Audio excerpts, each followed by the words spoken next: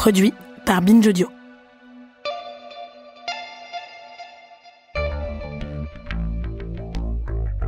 La période que nous vivons est propice aux comparaisons historiques. Vu les forces en présence, extrême droite d'un côté et nouveau Front populaire de l'autre, avec au milieu un pouvoir centriste en perdition, la comparaison avec les années 30 est toute trouvée.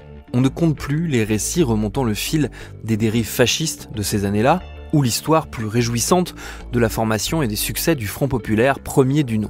Ceci étant dit, pas besoin forcément de remonter aussi loin dans le passé. Si on se contente de revenir 30 ans en arrière, aux années 90, on peut tout aussi bien trouver des points de comparaison. Par exemple, en analysant la façon dont la gauche s'est unie déjà en 1997, alors que le pouvoir de droite avait convoqué déjà des législatives anticipées, et comment cette union s'est avérée pour un temps un succès. C'est ce qu'on va voir dans cet épisode. Je suis Thomas Rozek et vous écoutez Programme B.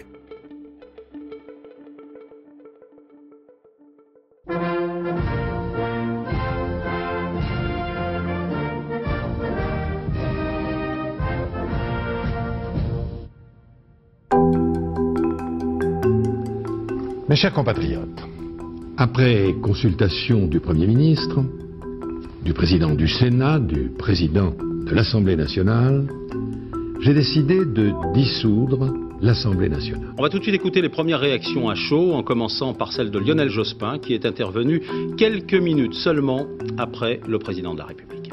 L'élection qui vient sera l'occasion d'un choix politique, mais aussi d'un choix de société, d'un choix de civilisation. C'est ce projet de société et ce modèle de civilisation que je vous proposerai pendant cette campagne. Avec vous et pour vous, nous sommes prêts à gouverner notre pays. Notre invitée pour évoquer cette période qui semble tout à coup très familière, c'est Elisa Steyer. Elle est professeure agrégée d'histoire. Elle a signé en 2021 le livre « La genèse de la gauche plurielle », c'est paru aux presses universitaires de Rennes. Ce livre, il est tiré de son mémoire de Master 2 qui avait remporté le prix de la Fondation Jean Jaurès en 2018. On a démarré notre discussion sur cette expression, justement, la gauche plurielle. Et je lui ai demandé tout simplement, c'est quoi la gauche plurielle ? La gauche plurielle, ça désigne une coalition, une alliance de plusieurs partis politiques de gauche et écologistes, qui a donc remporté les élections législatives anticipées de 1997 et qui a ensuite gouverné la France jusqu'en 2002. On a pu parler aussi de majorité plurielle, puisque cette alliance a remporté la majorité absolue à l'Assemblée nationale lors des élections législatives de 1997. Je trouve que c'est une formule qui est assez intéressante et je voudrais peut-être m'arrêter dessus quelques instants parce que voilà, il y a cet adjectif de pluriel qui est révélateur parce qu'il met vraiment l'accent sur la diversité des identités et sur le respect des différences, alors qu'on aurait pu penser que c'était quelque chose qui pouvait être une difficulté ou un facteur de division, et là c'est vraiment mis en avant comme un atout, comme une richesse.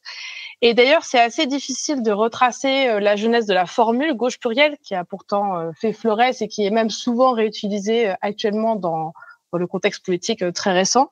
D'après les recherches que j'ai pu effectuer, c'est une formule qui a plutôt émergé dans les partis minoritaires de la gauche plurielle, par exemple chez le PCF, puisque j'ai retrouvé à un moment donné, en 1995, où Robert Rue a utilisé cette expression.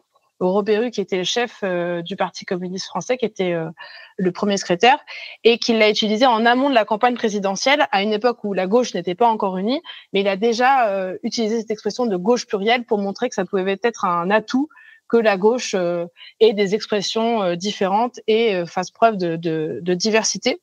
Et donc finalement, c'est assez logique que ce soit les partis minoritaires qui mettent en avant la logique de diversité, la pluralité, pour montrer que voilà, il faut aussi que des voix minoritaires s'expriment et qu'elles ne soient pas dominées trop fortement par un parti qui à l'époque est plutôt le Parti socialiste, qui est un parti qui est dominant d'un point de vue électoral.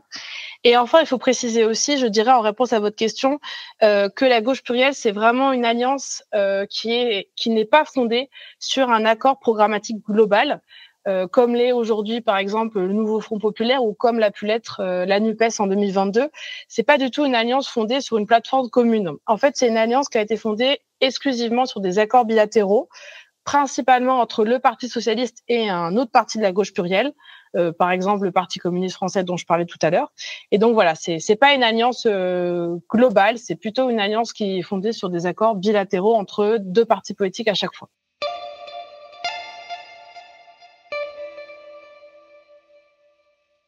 Précisément, la gauche plurielle, elle comporte 5 partis politiques.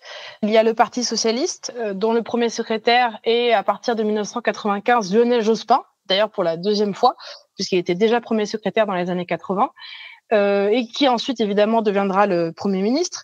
On a le Parti communiste français, qui est dirigé par Robert Hue depuis 1994. Troisièmement, on peut dire, on a les Verts, qui ont été fondés en 1984 et dont la chef de file est à l'époque Dominique Voynet. On a aussi les radicaux de gauche qui ont changé alors plusieurs fois de nom dans les années 90. En 1997, le nom était Parti radical socialiste et puis ensuite en 1998, ils sont devenus le Parti radical de gauche. Et enfin, on a un 5e parti politique qui s'appelle le Mouvement des citoyens, qui est un petit parti politique fondé en 1993 par Jean-Pierre Chevènement, qui était alors un membre important du Parti socialiste, qui a été plusieurs fois ministre durant les 2 septennats de François Mitterrand, et qui décide, suite à des désaccords, de fonder un autre parti politique. Et donc, le Mouvement des citoyens est une scission du Parti socialiste, mais qui a rejoint l'alliance, donc la gauche plurielle. On peut préciser aussi que, à l'extérieur de cette coalition, il y a aussi 2 autres partis politiques. Il y a Lutte ouvrière et il y a aussi la Ligue communiste révolutionnaire, la LCR, qui est l'ancêtre du NPA actuel et qui a un temps pensé rejoindre l'Alliance, mais qui ne l'a pas fait finalement. Globalement, en 1997, les relations entre les différents partis, entre les différentes composantes du camp progressiste se sont réchauffées, ce qui a donné lieu à l'Alliance. Alors évidemment, il y a des désaccords qui persistent, il y a des expériences antérieures qui parfois pèsent de manière assez négative sur les relations. On a par exemple des relations entre les communistes et les socialistes qui sont quand même toujours marquées par une certaine distance, voire même par une certaine défiance de la part des communistes. Communistes qui ont été très marqués par l'expérience du programme commun dans les années 70, puis par la participation au gouvernement au début des années 80, qui s'est soldée par le départ des ministres communistes du gouvernement en 1984.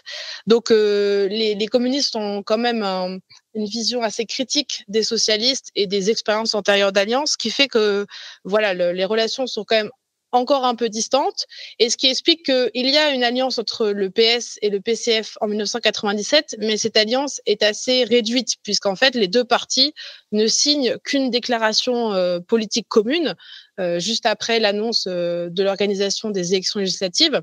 Et donc voilà, c'est une alliance qui est assez réduite. Il y a juste une déclaration commune de 2 pages et il n'y a pas d'accord électoral. Donc on voit quand même que les relations ne sont pas tout à fait au beau fixe. Si on prend un autre exemple, par exemple, les relations entre les Verts et le Parti socialiste. Là, c'est assez intéressant parce que les années 90 voient véritablement naître un dialogue entre ces 2 partis, tandis que dans les années 80, les Verts étaient quand même très à distance du Parti socialiste. Ils étaient très critiques vis-à-vis de l'action qui était menée par les socialistes au pouvoir, ou plutôt du manque d'action selon leur opinion sur les questions environnementales. Et les Verts avaient plutôt tendance à se tourner vers des partis de gauche alternative ou d'extrême gauche. Et donc, dans les années 90, cette situation évolue. Les Verts ne cessent pas d'être critiques vis-à-vis du Parti socialiste. On a des interventions notamment de Dominique Voynet qui sont quand même très critiques vis-à-vis de ce que peut faire ou de ce que peuvent penser les socialistes. Mais on a vraiment un dialogue qui se noue, notamment parce que la stratégie des Verts change dans les années 90. Ils décident de faire partie, ou en tout cas de chercher à faire partie d'une coalition majoritaire alternative qui pourrait prendre le pouvoir. Et donc, pour faire partie de cette coalition, ils cherchent à s'allier avec le parti ayant le plus de poids d'un point de vue électoral à l'époque. Et ce parti, c'est les partis socialistes. Et donc, pour eux, il faut s'allier avec ce parti socialiste pour avoir des élus, pour pouvoir peser dans les institutions. Donc, forcément, ils sont un peu obligés aussi, les Verts, de nouer l'accord, de nouer un dialogue. Et donc, cela aboutit à un accord programmatique et électoral entre les 2 partis en 1997. Accord qui est quand même relativement approfondi et qui peut être considéré comme le plus approfondi de la gauche plurielle. Jean-Pierre Elkabbach reçoit Lionel Jospin. Bonjour. Bonjour. Dans une future majorité de progrès, il y aurait des socialistes, des communistes, des radicaux, des gens du MDC et des Verts. Et dans un gouvernement éventuel, il y aurait aussi cette diversité. Ce que vous venez de dire soulève un certain nombre de questions, mais d'abord... ça apporte un certain nombre de réponses. Mais il y a en même temps un certain nombre de questions. Et si vous perdez? Eh bien, si je perds, je continue. Et si je ne perds pas, si nous ne perdons pas, je continue aussi. Bonne journée. Jean-Pierre Elkabbach avec Lionel Jospin. À la fois, ça a été un peu anticipé pour certains partis de la gauche plurielle et à la fois aussi, ça a été un peu conclu dans la précipitation suite à l'annonce surprise de la dissolution. Alors, comme je l'ai dit, on a quand même un dialogue globalement entre les forces du camp progressiste qui se nouent, qui se ravivent dans les années 90, notamment après la défaite aux élections législatives de 1993.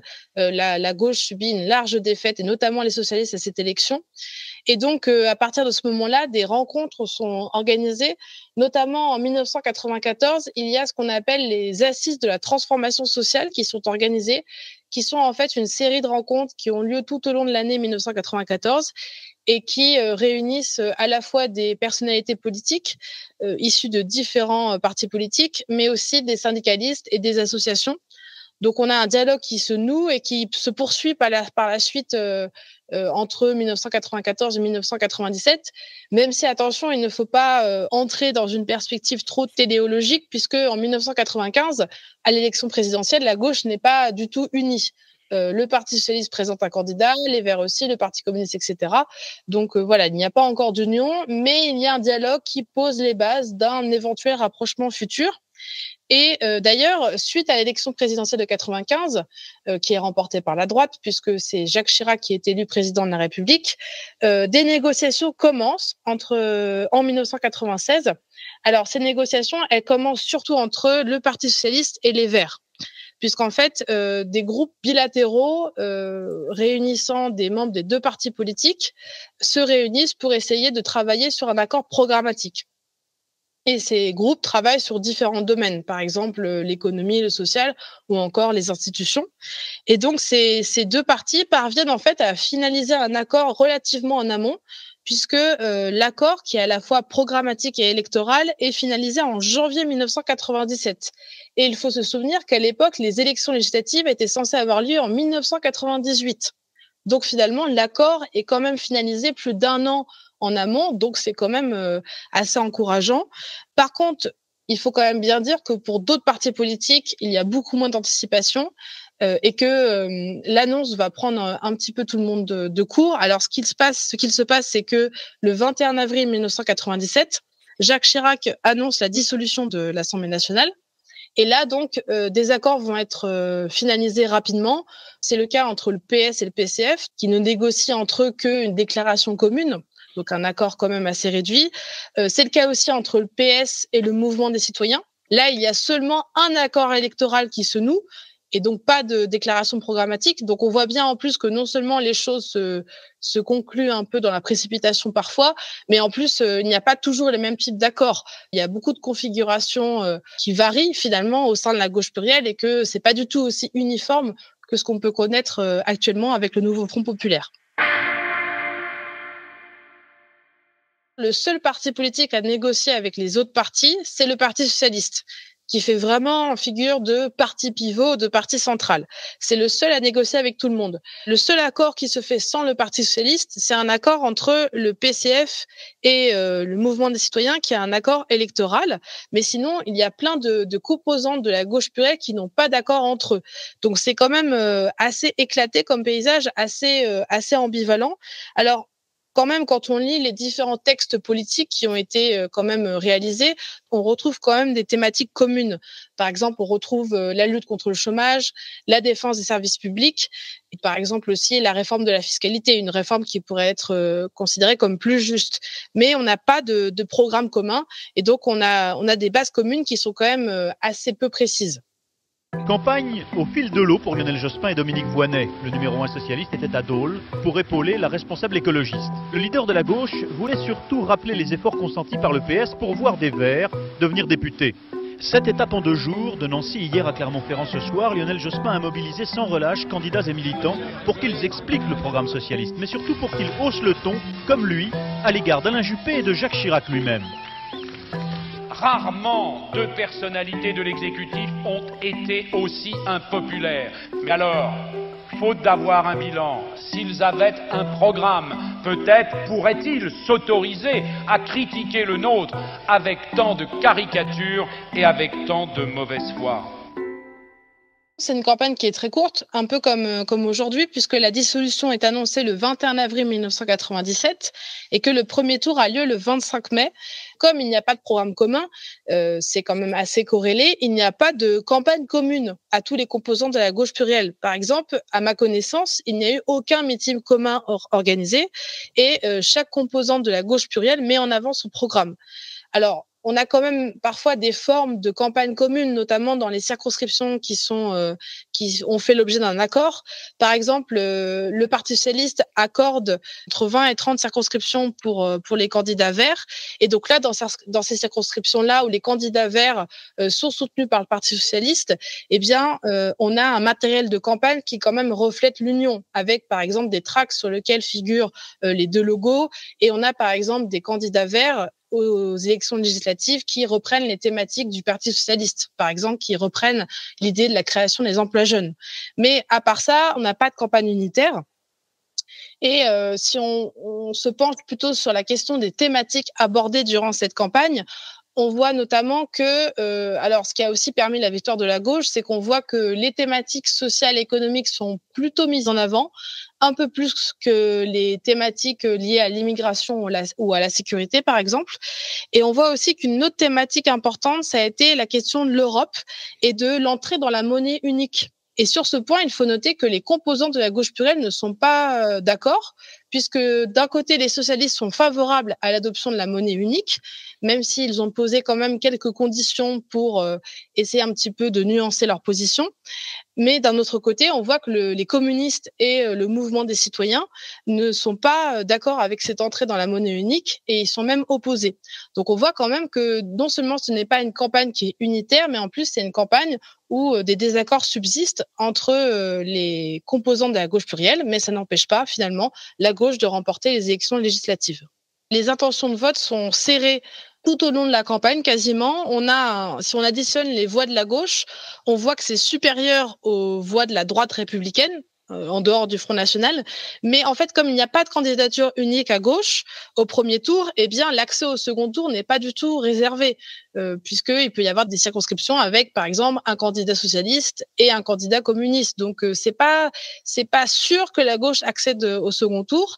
Alors, il y a 5 circonscriptions dans lesquelles il y a une candidature unique à gauche au second tour, parce qu'en fait, c'était des circonscriptions qui ont été considérées comme étant susceptibles d'être remportées par le Front National. Donc là, il y a eu un accord, mais c'est seulement pour 5 circonscriptions. Donc l'issue du scrutin, on peut le dire, est quand même assez incertaine, mais finalement, c'est la gauche qui remporte ces élections. Notamment aussi parce qu'il y a eu beaucoup de triangulaires, donc de second tour dans lesquels il y a 3 candidats. Et ça a plutôt bénéficié à la gauche. Et il faut aussi souligner que la victoire de la gauche a aussi été beaucoup permise par un rejet de la droite qui, en fait, gouvernait la France depuis 4 ans, depuis en réalité 1993. Et donc, ça explique aussi la victoire de la gauche. Il est 20h, estimation BVA, résultat. Parti socialiste 274 sièges, Parti communiste 36, divers gauche 16. La majorité change de camp. Les Verts ont 8 sièges. C'est la première fois que des écologistes rentrent à l'Assemblée nationale. 334 sièges à la gauche. Sans transition, je reçois messieurs Jacques Chirac et Lionel Jospin, son nouveau Premier ministre. Bonsoir. Bonsoir. Quel camp. C'est Chirac, vous avez l'air un peu amer. Non, pourquoi ? Je viens de prendre 15 millions de baffes, j'ai un peu les joues qui piquent, mais c'est vivifiant. C'est vrai que c'est un revers personnel. Un peu, oui. Je voulais dissoudre l'Assemblée, j'ai dissous la droite. Suite à la victoire, Lionel Jospin est en effet nommé Premier ministre, car les socialistes obtiennent le plus grand nombre de députés, puisqu'ils obtiennent environ 250 sièges à l'Assemblée nationale. Mais ils n'ont pas la majorité absolue. Donc, ils doivent faire alliance avec, d'une part, les communistes, qui, eux, ont 36 sièges et qui forment un deuxième groupe parlementaire. Et d'autre part, il s'allie aussi avec les députés issus des autres partis de la gauche plurielle. Et donc, il y a un troisième groupe parlementaire qui est formé de députés radicaux, de députés issus du mouvement des citoyens et enfin de députés verts qui se forment. Et donc, ce troisième groupe rassemble un total de 33 députés. Il faut que le Parti socialiste prenne en compte les autres députés, les autres partis pour avoir la majorité absolue. Et cette pluralité se voit finalement dans la formation du gouvernement. Alors, évidemment, comme je l'ai dit, comme les socialistes remportent quand même un très grand nombre de députés, la plupart des ministères sont occupés par des socialistes. Donc, par exemple, le ministère de l'économie, le ministère de l'emploi avec Martine Aubry, le ministère des Affaires étrangères, le ministère de la Justice avec Elisabeth Guigou. Donc, quasiment tous les grands ministères sont occupés par les socialistes. Mais on a quand même des ministères qui sont occupés par d'autres partis politiques. Par exemple, les communistes obtiennent le ministère de l'équipement, des transports et du logement, ainsi que celui de la jeunesse et des sports. Les Verts obtiennent, sans surprise, le ministère de l'aménagement du territoire et de l'environnement. Et enfin, les radicaux de gauche occupent par exemple le ministère de la fonction publique. Donc on a un gouvernement assez pluraliste qui est formé, mais qui est vraiment marqué par la domination des socialistes, qui reflètent leur poids à l'Assemblée nationale. Donc c'est quand même assez logique.